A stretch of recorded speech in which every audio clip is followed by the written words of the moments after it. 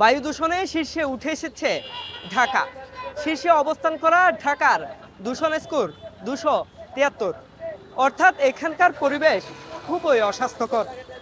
বায়ু দূষণ পর্যবেক্ষণকারী সংস্থা এয়ার কোয়ালিটি ইন্ডেক্সের সূচক থেকে এইসব তথ্য জানা গেছে। দিন দিন বেড়ে চলছে ঢাকার বায়ু দূষণ। প্রায়শই বিশ্বের দূষিত বায়ুর শহরের তালিকায় শীর্ষে অবস্থান করে বাংলাদেশের রাজধানী। শীত এলে বেড়ে যায় বায়ু দূষণের মাত্রাও। বায়ু দূষণের কারণ হিসেবে বিশেষজ্ঞরা বলছেন ফিটনেসবিহীন গাড়ির কালো ধোঁয়া, অপরিকল্পিতভাবে ভবন নির্মাণ, শহরের পর্যাপ্ত সবুজায়ন না থাকা। এছাড়া বিভিন্ন সংস্থার কাজে রাস্তা খোঁড়াখুঁড়িও নগরবাসীকে বায়ু দূষণে আচ্ছন্ন করে রেখেছে।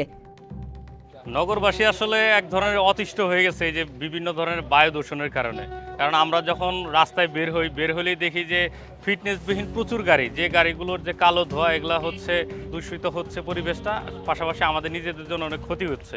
মানে শারীরিকভাবে তো ক্ষতিগ্রস্ত হচ্ছি, অনেক হচ্ছে মানসিকভাবে যাদের মাইগ্রেনের সমস্যা, এই গাড়ির যে উচ্চ হর্নের শব্দ, পাশাপাশি যে ধোঁয়া, সব মিলিয়ে একটা মেসাকার পরিবেশ। বায়ু দূষণের মাত্রা এতটাই ভয়াবহ, স্বাচ্ছন্দ্যে জীবনযাপন করাটাই এখন দুষ্কর। আইকিউএয়ারের মানদণ্ড বলছে স্কোর 0 থেকে 50 হলে তা স্বাস্থ্যকর বা ভালো বায়ু ধরা হয়। স্কোর 51 থেকে 100 হলে তা মাঝারি বা গ্রহণযোগ্য মানের বায়ু হিসেবে বিবেচনা করা হয়। স্কোর 101 থেকে 150 হলে সংবেদনশীল গোষ্ঠীর জন্য অস্বাস্থ্যকর ধরা হয়।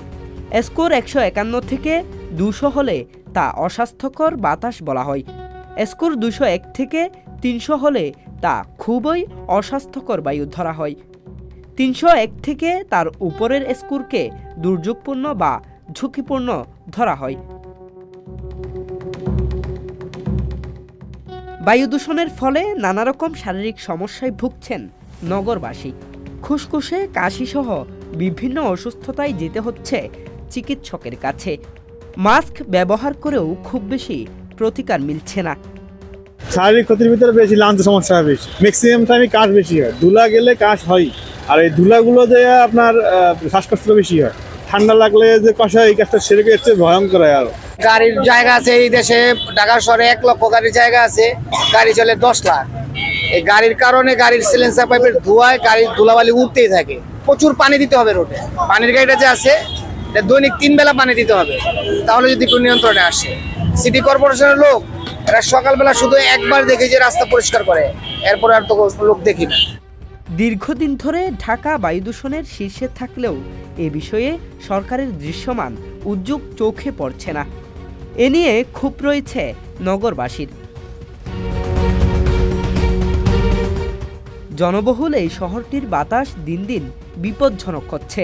বিশ্ব স্বাস্থ্য সংস্থার মতে শুধুমাত্র বায়ু দূষণের কারণে প্রতি বছর বিশ্বজুড়ে প্রায় 70 লাখ মানুষের প্রাণহানি ঘটে। এবার দেখার পালা, দূষণের কবল থেকে মিলবে কি মুক্তি, নাকি দমবন্ধ হওয়া বাতাসে স্বাস্থ্য ঝুঁকি নিয়ে ঘুরতে হবে সাধারণ মানুষকে।